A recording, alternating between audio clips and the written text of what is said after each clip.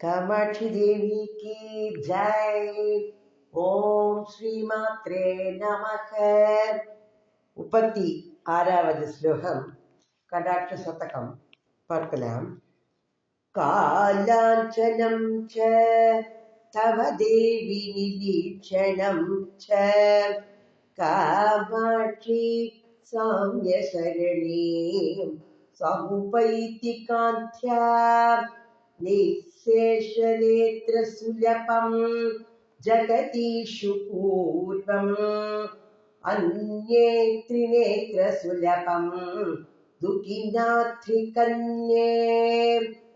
कालार्चनं च तव देवि निरीक्षणं च कामाक्षी साम्य सरणी समुपैति कान्त्या निःशेषनेत्र सुलभं जगतीषु पूर्वम् अन्ये त्रिनेत्र सुलभं तुकिनात्रिकन्ये. देविये अम्मा कामाक्षी तुकिनात्रिकन्ये पनिमலை துகின கிரித்தனையே அப்படிங்கிற மாதிரி பனி மலை பனி அரசனின் மகளே அப்படின்னு சொல்ற. அது எப்படி என்ன சொல்றன்னா, காலாஞ்சனம் ச தவ தேவி நிரீட்சணம் ச அப்படிங்கிற, அதாவது கரிய மையும் கால அஞ்சனம், காலம்னா காலா கருப்பு, அஞ்சனம் மையி. அப்ப அந்த கரிய மையும் உன்னுடைய கடைக்கண் கண் நோக்கின் கரிய ஒளியும் எப்படி இருக்கு, அந்த ஒளியும் கண்ணோக்கமும் ஒளியாலே ரெண்டுமே சமமான நிலையில இருக்காம். எதுவும் கரிய கண் ஓரங்கள்ல அம்பாள் தீட்டிட்டு இருக்கிற அந்த கண் மையும் கடைக்கண் அந்த கரிய கண்ணின் அந்த கருமையும் ஒளியினாலே சமமான நிலைமையில இருக்கு. ஆனாலும் உன்னுடைய என்னது மையங்கிறது கண்ணு கெட்டுக்கக்கூடியது. அந்த கால அஞ்சனம், அந்த காலாஞ்சனம் உலகத்துல உள்ளவர்களுக்கு எல்லாம் எளிதில் கிடைக்கக்கூடியது. எத்தனையோ கம்பெனியில போட்டுக்கிறான் கண்மை அப்படின்னு சொல்லிட்டு, அவங்க அதை போட்டுட்டு எல்லாரும் போட்டுக்க முடியாது. அந்த மை எல்லாருக்கும் கிடைக்கக்கூடிய எளிமையானதாக இருக்கு, உலகத்துல எல்லாராலும் அடையத்தக்கக்கூடியதாக இருக்கின்றது. ஆனால் உன்னுடைய அந்த கடைக்கண் நோக்கு அதோட ஒளி எப்படி இருக்கா, முக்கண்ணரான அந்த பரமசிவனுக்கு மட்டுமே எளிதாக கிடைக்கக்கூடியதாக இருக்கின்றது. அப்போ அந்த கண் மையானது உலகத்தில் உள்ளவர்களுக்கு எல்லாருக்கும் கிடைக்கிறது. ஆனால் உன்னுடைய கடைக்கண்ணோட அப்படிங்கிற அந்த ஒளி முக்கண்ணரான பரமசிவனுக்கு மட்டுமே கிடைக்கக்கூடியது. அந்நே திரிநேத்திர சுலபம், யாரே அது யாருக்கு மட்டும் கிடைக்கிறது, பரமசிவனருக்கு மட்டுமே சுலபமாக கிடைக்கக்கூடியதாக இருக்கின்றது அப்படின்னு சொல்றார். அப்போ உன்னுடைய கடாட்சங்கள் பரமசிவனுக்கே உரியது. ஆனாலும் உன்னுடைய கண்கள் எப்படி சொல்றதுன்னா, சிறு சிறிதே எம்மேல் விழியாவோ அப்படின்னு சொல்ற, கொஞ்சம் என் கண்ணு மேல படாதோ அப்படின்னு. உன்னுடைய கண்ணோட அழக பருகுவதற்கு அவருக்கு 2 கண்கள் காணல போட காண 1000 கண் வேண்டும் அப்படிங்கிற மாதிரி அவருக்கு அந்த 2 கண்ணு போடலையாம் பரமசிவனுக்கு. அதனாலதான் 3ஆவதா ஒரு கண்ணு வச்சுட்டு முக்கண்ணரா பரமசிவன் மாறினாரோ அப்படின்னு ஒரு கருத்தா இதுல சொல்றார் மூக்க கவி. அப்ப அந்த 2 கண்கள் காணாது, இன்னும் ஒரு கண்ணும் தேவையாக இருக்கின்றது உன்னுடைய அந்த இதை அழகை பருகுவதற்கு. இன்னும் 3 கண்ணுடையவராக பரமசிவன் மாறினாரா அப்படின்னு சொல்றார். அப்போ உன்னுடைய கண்படும் இடத்தே நான் நிற்பதுண்டோ, நீ காத்திடும் அருளும் கலப்பதுண்டோ அப்படின்னு சொல்ற மாதிரி இந்த அம்பாளோட இது காவிரி நதி, புன்னகை ஒளி, பூவிதழ் வனம், கன்னியின் வடிவம் என்னெல்லாமோ ஒவ்வொருத்தரும் ஒவ்வொரு கவிதைகள்ல சொல்லி இருக்கா. அப்போ அம்பாளோட கண்ணழகை பருகுவதற்கு 2 கண்கள் போதாது என்று சிவபெருமான் 3 கண்களுடன் விளங்குகின்றார் அப்படின்னு சொல்றார். அடுத்தது 37வது ஸ்லோகம் பார்க்கலாம். தூமாங்குரோ மகரகேதன பாவகஸ்ய காமாட்சி நேத்ரருச்சி நீலிமசாத்துரீதே அத்யந்தம் அத்புதமிதம் நயனத்ரயஸ்ய ஹர்ஷோதயம் ஜனயதே ஹரிநாகமௌலேகே. தூமாக்குரோ மகரகேதன பாவகஸ்ய காமாட்சி நேத்ரருச்சி நீலிம சாத்துரீதே அத்யந்தம் அத்புதமிதம் நயனத்ரயஸ்ய ஹர்ஷோதயம் ஜனயதே ஹரிநாகம் மௌலேகே. காமாட்சியே, உன்னுடைய கண்களின் காந்தி அது கருநீல நிறத்தின் செழுமை கொண்டது. மீனக்கொடியோன் யாரு? மன்மதன். அந்த மன்மதன் ஆகிய அக்னியோட கொழுந்து அதுல இருந்து புகை வரும் இல்லையா, அந்த புகையானது மான், மரு, சந்திரன் இதையெல்லாம் மானையும் மருவையும் கொண்டு சந்திரனை திருமுடியில் கொண்டவனான பரமசிவனுடைய கண்கள் 3 கண்கள் திரிநேத்திரம் சொல்றோம் இல்லையா, அதனால அந்த நயனத்ரயஸ்ய அந்த 3 கண்களுக்கும் எப்படி இருக்கான்? அற்புதமாக, மிகவும் அதிகமாக, வார்த்தைகளே இல்லாமல் வர்ணிக்க ஒண்ணாதபடியான இந்த ஆனந்தத்தை அதிகரிக்க செய்வதாக இருக்கின்றது. இது எப்பேற்பட்ட அற்புதம் அப்படிங்கிறார். பொதுவா ஹோமம் பண்ணும் போது அக்னியிலிருந்து புகை வரும், இது பண்ணுவா. அந்த புகை சூழ்ந்தாச்சுன்னா அது என்ன ஆகும்? கண்களை எல்லாம் கரிக்கும். ஆனா உன்னுடைய கடாட்சம் அப்படிங்கிற புகை கண்களுக்கு ஆனந்தத்தை தருகின்றது. மன்மதன் அப்படிங்கிற அக்னியிலிருந்து எழுகின்ற அந்த புகை எப்படி இருக்கான்? மன்மதனை எரித்த 3வது கண்ணுடைய அந்த பரமசிவனுடைய கண்ணுக்கு கூட அது கரிப்பை தரவில்லையாம், துன்பத்தை கொடுக்கவில்லை. இது என்ன ஒரு ஆச்சரியம் அப்படின்னு யாரு சொல்ற? மூககவி ரொம்ப ஆச்சரியத்தை வெளிப்படுத்துறார் இதுல வந்துட்டு. அப்போ கருநீல நிறத்தோட செழுமை, மீனக்கொடியோனுடைய மன்மதன் அவனுடைய மதன அக்னியின் கொழுந்து அப்பேற்பட்ட அந்த புகை உடையது, மானாகிய மருவை உடைய சந்திரனை திருமுடியில் கொண்ட பரமசிவனுடைய 3 கண்களுக்கும் அற்புதமான ஆனந்த அனுபவத்தை இன்னும் அதிகரிக்க செய்வதாக இருக்கின்றவருடைய கடாட்சம் என்கிற புகை கண்களுக்கு இது ஆனந்தத்தை தான் கொடுக்கின்றது. இது விந்தையாக எல்லாம் இருக்கின்றது. அப்போ மன்மதன் அப்படிங்கிற அக்னி எழுப்பும் புகை அவனை எரித்த 3வது கண்ணுக்கும் துன்பத்தை கொடுக்கவில்லை. மொத்தத்துல இல்லை என்ன சொல்ற? பரமசிவன் அம்பாளோட அழகுல மூழ்கி அப்படியே ஆனந்த பரவசத்தை அடைகின்றார் அப்படிங்கிற இத அழகா சௌந்தரிய லகரியில என்ன சொல்லியிருப்ப, இதுல 76வது ஸ்லோகத்துல ஆதிசங்கர பகவத் பார்த்தார். ஹர க்ரோத ஜ்வாஜாவலிபி அவலீட்டேன வபுஷா கபீரேத்தே நாபி சரசி கிருத சங்கோ மனசி ஜகம் தமுத்தஸ்தோ தஸ்மாதே அச்சலதனகே தூமலதிகாம் ஜனஸ்தாம் ஜானீதே தவ ஜனனி ரோமா வலிவீதி அப்படின்னு சொல்லியிருக்கார். அதாவது மலையரசன் பெண்ணே, மன்மதன் பரமசிவனுடைய கோபத்திலிருந்து தோன்றிய அக்னி ஜுவாலைகளால் சூழப்பெற்ற சரீரத்தை கொண்டவனாக உன்னுடைய ஆழமான அந்த நாவி அப்படிங்கிற மடு அப்படிங்கிற அதுல நாட்டமுடையவர். ஏன்னா அந்த அக்னி இதானோடனே அவனுக்கு எதிரியாவது அந்த அக்னியை தணிச்சுக்கிறதுக்கு ஒரு மடுவுல போய் விழணும்னு நினைக்கிறாரு. அதுக்கு அம்பாளோட நாவி அப்படிங்கிற அந்த மடுவுல வந்து நாட்டமுடையவனாக ஆனாலே அதுல போய் மூழ்கிட்டான். அப்ப அதுல இருந்து என்ன ஆகுது, அந்த அக்னி வந்து ஒரு தண்ணியில போய் நனைஞ்சு அப்படி மடுவுல விழுந்தோம்னா அதுல இருந்து ஒரு புகை அப்படிங்கிறது கிளம்புறது.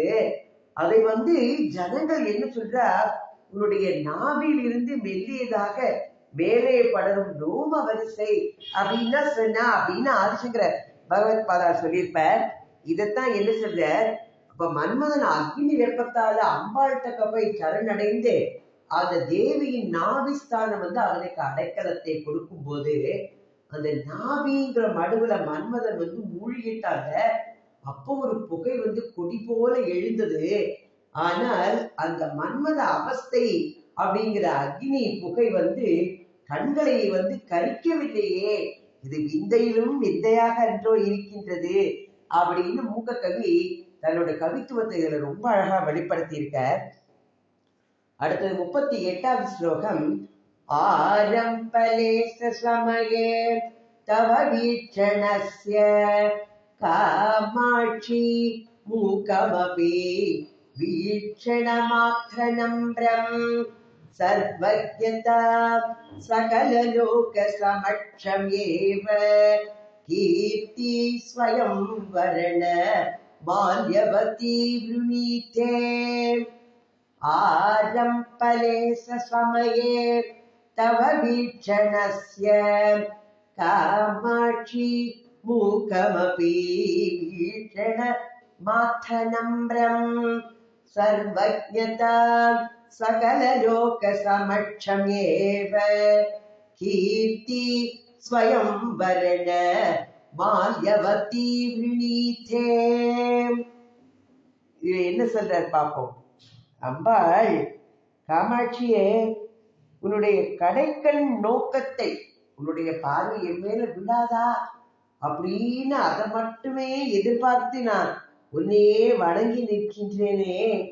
அப்பேற்பட்ட ஊமையனையே காமாட்சி மூக்கம் அப்பி அப்படிங்கிறார். அப்போ அந்த மூக்கன் அப்படின்னு தன்னைத்தானே அவர் சொல்லிக்கிறார்.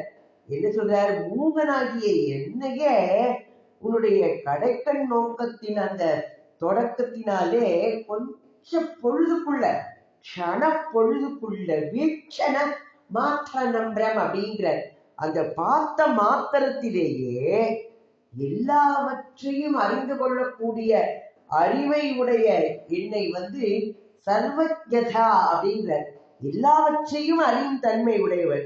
சர்வஜதை அப்படிங்கிற எது சொல்ற, ஸ்வயம் வரண மால்யவதி விழீதே அப்படிங்கிற அந்த சர்வஜதாங்கிற அந்த பெண்ணானவள் அவள் என்ன பண்றாளாம், என்ன வந்து நாயகனாக வரித்து அதற்கு என்ன பண்றாளாம், மாலை சூற்றாளாம். அந்த ஸ்வயம்பர மாலையை கையிலே ஏந்தி வந்து என்ன பண்றா, அந்த ஸ்வயம்பர மண்டபத்துல தன்னை அடைய விரும்பி ஸ்வயம்பர மண்டபத்திலே வந்து புழுமி உள்ள எல்லா மனிதர்களுக்கும் முன்னால என்ன பண்றா, அவர்கள் எல்லாம் பார்க்கும்படி அந்த புகழ் மாலையை என்னிடம் எனக்கே அளித்து என்னை நாயனாக வரித்து விட்டாளேங்கிறார்.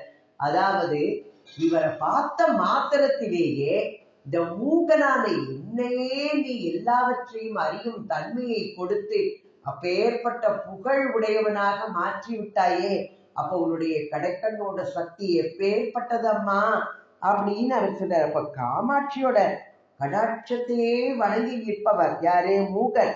அப்போ அவர் வந்து என்ன சொல்ற, என்னை போல அவர் ஊமையா இருந்தால் கூட மற்றவர்களை எல்லாம் விட்டுட்டு எல்லாரும் இருக்கிற சபையில எல்லாரும் பார்க்கும்படி சர்வஜ பீடத்திற்கு உரியவனாக்கிறாள் அப்படின்னு.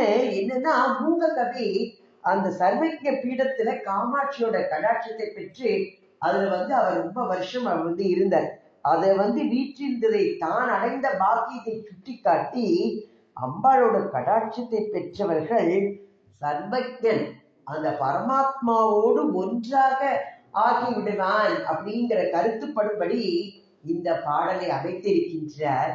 அப்ப அம்மா காமாட்சியே, உன்னுடைய கடைக்கண் நோக்கே போருமா, எனக்கு வேற ஒண்ணுமே வேண்டாம்னு இருக்கின்ற, உன்னையே வணங்கி சார்ந்து இருக்கின்ற அந்த ஊமையன் அப்படின்னு அவரை கூட உன்னுடைய கடாட்சம் அப்படி பட்டோன்னையே கையில புகழ்கிற மணமாலையை ஏந்தி மண்டபத்துல குழுமி இருக்கிற எல்லாரும் பார்க்கும்படி அந்த சர்வஜதா அப்படிங்கிற அந்த பெண் வந்து அந்த மாலையை அணிவிக்கிறாளே அப்படின்னு சொல்ற. இது எப்பேற்பட்ட பாக்கியம்! அபிராமிப்பட்டருக்கு அவரோட சிரஸ்ல வந்து பாதங்கள், தாமரை பாதங்களை வைத்து அவரை ஆட்கொண்டாரியா அந்த இது. அப்ப அந்த காமாட்சியோட கடாட்சத்தை வேண்டி இருப்பவன் அவன் எப்பேற்பட்டவனாக கூட அவனை வந்து அவளுடைய புகழ் நிறைந்த அந்த சகலகலா வல்ல பீடத்துக்கே உரியவனாக்குகிறாள் அப்படின்னு இவர் மூக்க கவி சொல்ற. தன்னை ஓமையா வச்சுட்டு தான் அடைஞ்ச பாகியத்தை வச்சுட்டு அவர் அப்பேற்பட்டவளா என்ன ஆக்கி வச்சா அப்படின்னு அவர் சொல்ற. அந்த மாதிரி எல்லாரும் மாறிடுவா அப்படின்னு அவரோட கடைக்கண் அந்த மகிமைக்கு அப்படி ஒரு எடுத்துக்காட்டா அவர் வந்து அழகா சொல்றார். அடுத்தது 39வது ஸ்லோகத்துல என்ன சொல்றாரு பார்க்கலாம். காயாம் புவாகைவதே பரிதாபஹாரி காமாட்சி புஷ்கரமதக குருதே கடாட்சக பூர்வ பரம் க்ஷணருச்சா சமுபைதி மைத்ரீ அன்யஸ்து சந்ததருச்சிம் பிரகடீகரோதி. காயாம்புவாகைவதே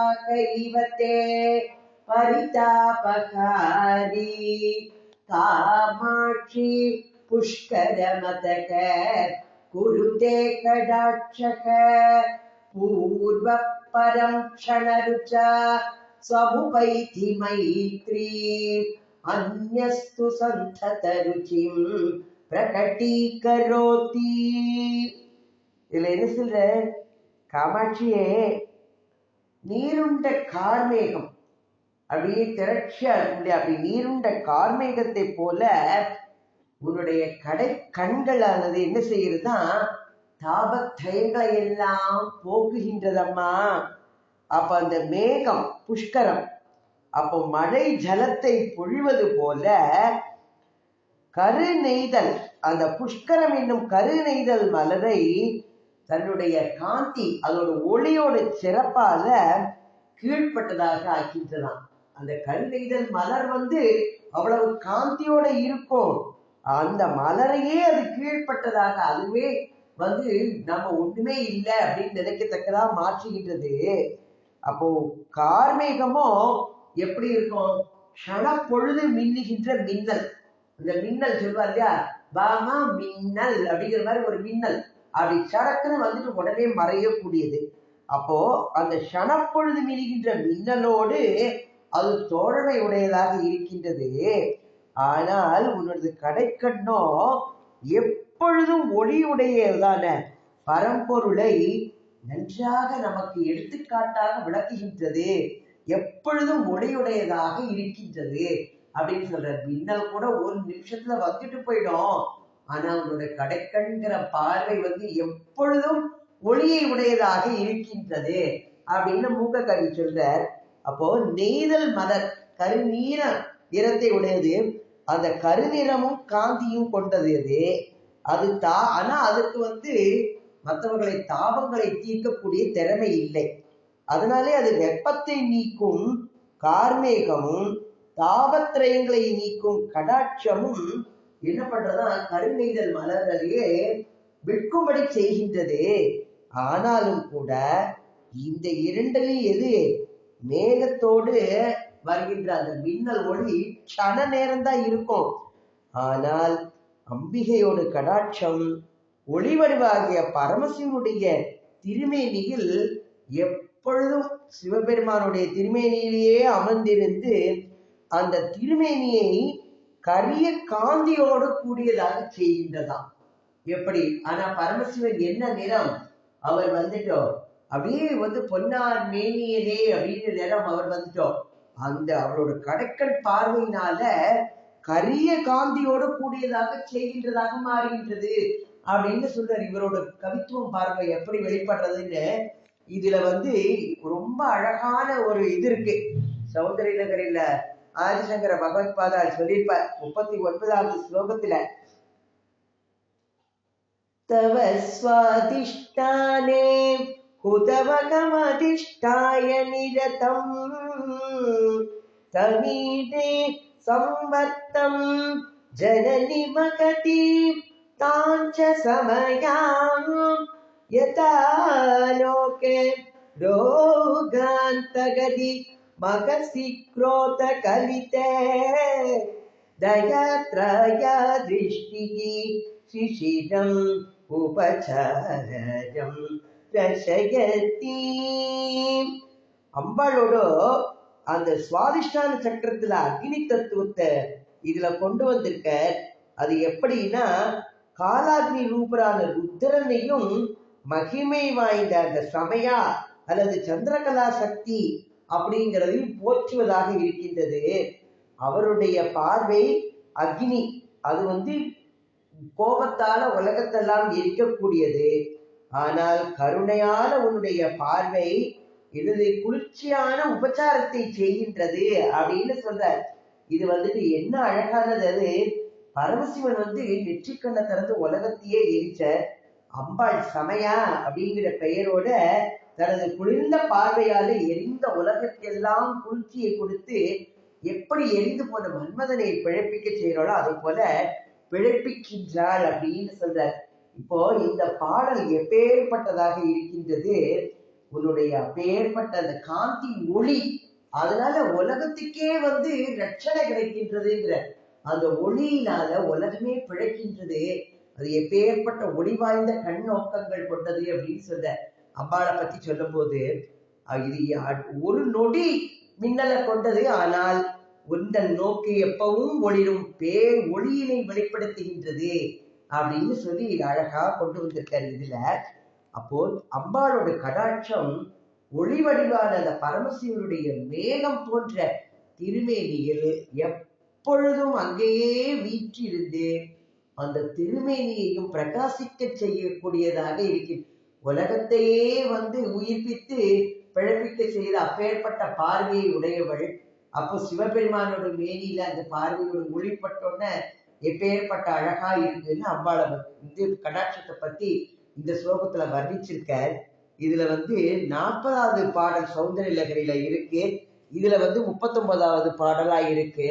இதுல 40வது பாடத்திலே என்ன சொல்ற, மணிப்பூர சக்கரத்தின் உறைவிடமாக கொண்ட இருட்டுக்கு சத்ருவை போல பிரகாசிக்கும் பராசக்தியாகிய மின்னல் கொடியுடன் கூடியதும் ஜுவலிக்கும் நானாவித ரத்ன ஆபரணங்களாகிய இந்திர வில்லுடன் கூடியதும் கருத்ததும் ருத்ரனின் பிரளய கால சூரியனால் எரிக்கப்பட்ட மூவுலகையும் மழை பொழிந்து குளிரச் செய்வதுமாகிய அதிசயமான மேகம் போன்ற உனது சதாசிவ தத்துவத்தை நான் சேவிக்கின்றேன் அப்படின்னு தடித்தந்தம் சக்தியா விவிரபதி பரிபந்தி ஸ்புரணையா ஸ்புரன் நானா ரத்னாபரண பரிணத்தேந்திர தனுஷம் தவஷ்யாமம் மேகம் கமபி மணிபூரைக சரணம் நிஷேவே வர்ஷந்தம் ஹரமீர தத்தம் திரிபுவனம் அப்படின்னு சொல்றாரு. அப்ப அந்த 3 உலகங்களையுமே அது ஈடுபடக்கூடியது அப்படின்னு சொல்லி கடாட்ச மகிமை பத்தி ஆதிசங்கர பகவத்பாதால் சௌந்தரிய லகரியில அவ்வளவு அழகா சொல்லியிருக்காரு. ஒரு 10 ஸ்லோகங்கள் வர்ணிச்சிருக்காரு அம்பாள. மூககவி 100 ஸ்லோகங்களாவே கொடுத்திருக்காரு. அதுக்கு அடுத்தது என்ன பார்க்கலாம். 40வது ஸ்லோகம். சூஷ்மேபி துர்கமதரேபி குரு பிரசாத சாகையகேன விசரன்ன பவர்க்கமார்கே संसार पंक निशये न पदत्यमुक्ते कामाक्षी काडमवलम्प्य कडाक्षयष्टिम् सूक्ष्मेऽपि दुर्गमतरेऽपि गुरुप्रसाद साकैयकेन विचरन्न भवर्गमार्गे संसार पंकनिचये न पदत्यमुक्ते कामाक्षी काडमवलम्प्य कडाक्षयष्टिम्. காமாட்சியே எப்படி இருக்கு? நுண்ணியதாகவும் கடந்து செல்வதற்கு மிகவும் அரிதாகவும் உள்ள மோட்ச மார்க்கம். அந்த மோட்ச மார்க்கத்துல குருவினோட அருளை துணையாக கொண்டுதான் நடந்து செல்பவர்கள் உன்னுடைய கடைக்கண் நோக்கம் அப்படிங்கிற இந்த ஊன்றுகோலை கெட்டியாக பிடித்து ஊன்றிக் கொண்டுதான் இந்த சம்சாரம் அப்படிங்கிற இந்த சேற்று குவியல்கிற சம்சாரத்தை பவசாகரம் சொல்ற, சம்சாரத்தை காடுன்னு சொல்ற. அது வனம் எப்படியெல்லாமோ இருக்கு, காடா இருக்கு, அடர்ந்த காடு, சம்சாரம் இருக்கிற கடல்.